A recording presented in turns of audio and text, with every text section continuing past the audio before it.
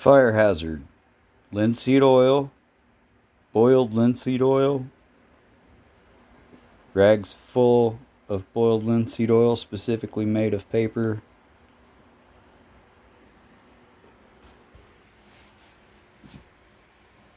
Fire hazard.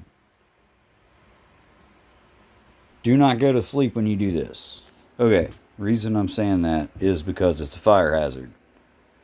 Now, in this process, I warmed up my boards, okay, heated them for several hours. I got them all up to temperature, made sure they were the same temperature on front and back, both the neck and the body. The reason is because I wanted to expand all of these molecules. I want to expand all these molecules so they soak in to the grain. I let this dry by air for a week and a half, and I did that on purpose because I wanted all the water to just evacuate slowly. I didn't want to do it fast. I wanted to do it slowly. So this process, after it's all dried out, what I did was warmed up the boiled linseed oil, warmed up both of my boards, made sure that they were around 105 degrees probably is what they were by the time I started working on them. Made sure they were that on both sides. The side facing it was going to be a little warmer, but the back side, whichever face that was going to be at least 100 degrees. I wanted to stretch out all of these molecules. The reason I wanted to do that is because when you put the boiled linseed oil on here, it's going to heat up. So this board has stayed hot even though my heater is off. I don't have it blowing on it because I don't want it to vaporize this off the top. I have it down here making warm air around here, but the warm air that's around here is super warm to me, but is matching what this board is, which is why I don't have a giant split in the middle of this board, which is what I was afraid of.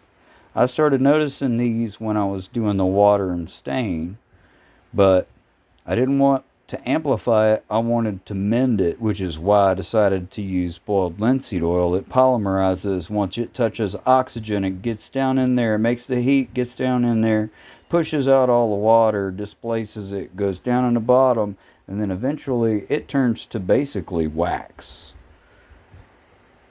It turns the cellulose into a plasticized medium. And the best way to do that is to move the molecules. Well, the most important thing about me making this video is to let you know that boiled linseed oil is going to heat up your product. You need to make sure that when it heats up that product that it doesn't contort or change the nature of how the grains and stuff goes. If you've got glue joints, and this is a perfect example, you see the lines. They're raised at each of the corners. I don't care. This one's for me. I would not do this process for a paying customer if I was doing this from scratch. I didn't cut this out. But if I were to have cut it and route it, this would not be a thing.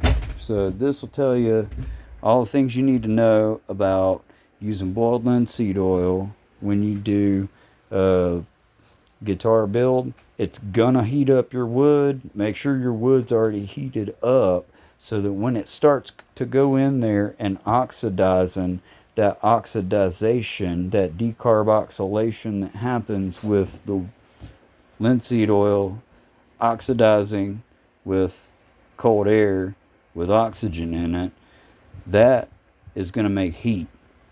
Don't twist your boards. This is a fire hazard because all of this oil is burning, and the amount of heat that it makes, it's possible that your oil-soaked rags, I've got one on the top of there and one right here, two. Okay, I used paper because it's cheap, efficient, and I can get away with a little for a lot. But You see I threw that in there with all that other paper? I'm about to take that when I get done outside. Those two plus that one are going to go out. Oh, and the cardboards and stuff are going to go outdoors and not be indoors. And then I'm going to set these up to where that's hanging, and this is on cups on a new board, so that I don't have a fire hazard inside my little studio. I need this. So